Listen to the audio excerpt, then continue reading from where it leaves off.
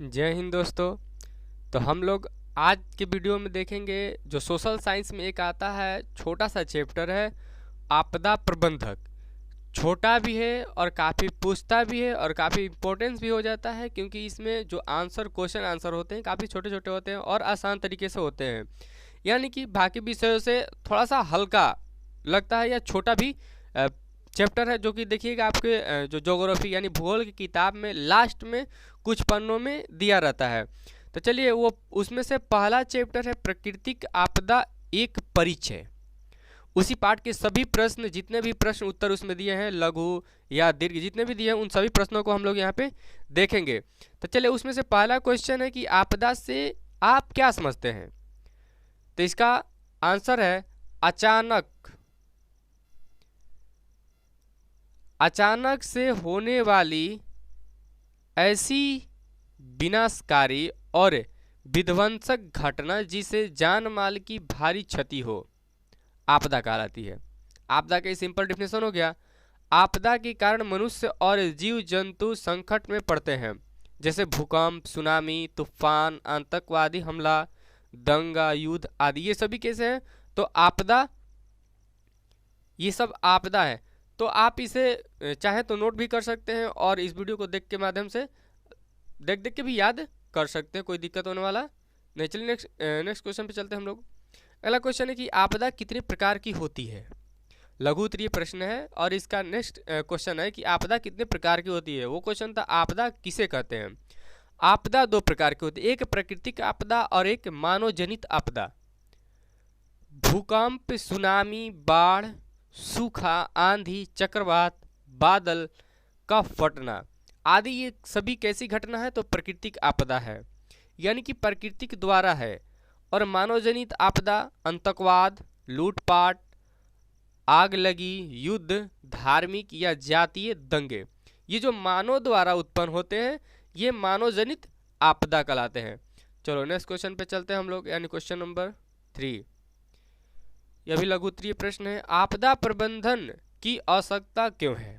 ये महत्वपूर्ण क्वेश्चन, आप इसको अगर नोट करते हैं तो बहुत चांसेस है आपको बोर्ड एग्जाम में इस क्वेश्चन को देखने के लिए। आपदा कभी भी बताकर नहीं आती, यानी कि इससे तय होता है कि आपदा अचानक आती है, यह अचानक से आती है और जान माल की भारी क्षति कर जाती है। मनुष्य का जीवन संकट में पड़ा रहता है। विकास के कार्य में भी बाधा उत्पन्न होती है, इसलिए आपदा प्रबंधन की आवश्यकता है। चलिए नेक्स्ट क्वेश्चन पे चलते हैं हम लोग। थोड़ा सा इसको पहले बड़ा कर लेते हैं, उसके बाद देखते हैं। चलिए, बड़ा हो गया। कह रहा है इसमें दीर्घ उत्तरीय आ गया। कह रहा कि प्राकृतिक आपदा एवं मानव जनित आपदा में अंतर सही उदाहरणों के साथ प्रस्तुत कीजिए। कह रहे कि अचानक से होने वाली ऐसी विनाशकारी और विध्वंसक घटना जिसे जान माल की भारी क्षति हो, आपदा कहलाती है। आपदा के कारण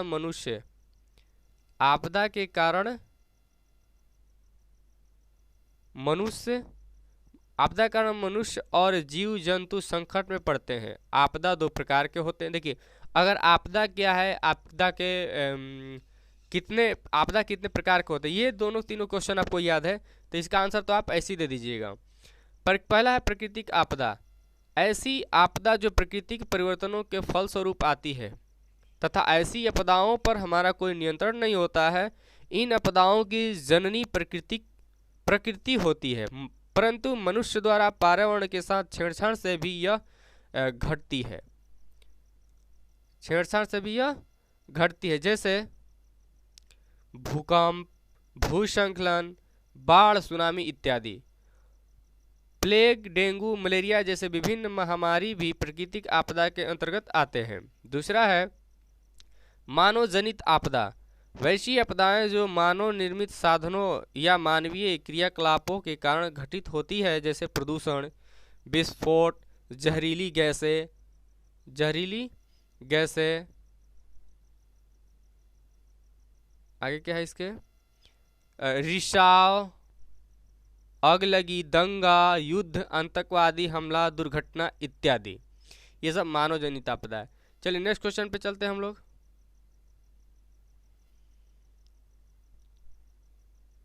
इसको भी थोड़ा सा बड़ा कर लेते हैं। चलिए दूसरा क्वेश्चन है, आपदा प्रबंधन की संकल्पना को स्पष्ट करते हुए आपदा प्रबंधन की आवश्यकता अनिवार्यता का वर्णन कीजिए। कह रहे कि आपदा कोई भी हो उसका प्रबंधन अनिवार्य है।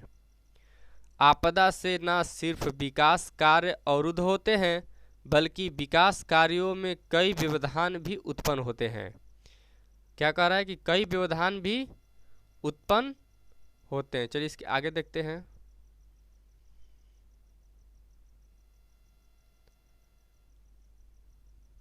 व्यवधान भी उत्पन्न हो जाते हैं। यद्यपि राष्ट्रीय स्तर तथा राज्य मुख्यालय स्तर पर आपदा प्रबंधन की व्यवस्था की गई है, लेकिन इन व्यवस्थाओं के असफल होने से नई प्रकार की समस्याएं उत्पन्न हो सकती है। आपदा प्रबंधन की संकल्पना से तात्पर्य है कि आपदा से लोगों को, समाज को बचाया जा सके ताकि अधिक जानमाल की क्षति नहीं हो पावे। साथ ही सामाजिक सुविधा के लिए चलाए जा रहे विकास कार्यों में कोई अवरोध उत्पन्न न हो। यही कारण है कि प्रबंधन की आवश्यकता तथा अनिवार्यता निश्चित करना जरूरी है। सुखाड़ के प्रबंधन हेतु भी आम लोगों के सहयोग से कार्य करना आवश्यक होता है। सामूहिक प्रयास से कुएं की खुदाई हो सकती है। साथ ही रोजगार के नए क्षेत्र भी तलाशे जा सकते हैं। भूकंप और सुनामी भी भारत के लिए बड़ी चुनौती है। भूकंप के प्रबंधन हेतु नए तकनीक आधारित भवन निर्माण का कार्य किया गया है। भूकंप विरोधी भवनों के निर्माण में वृत्ताकार, इसको पहले फ्रेश कर लेते हैं ताकि आप लोग नोट कर सकें। चलिए, भूकंप विरोधी भवनों के निर्माण में वृत्ताकार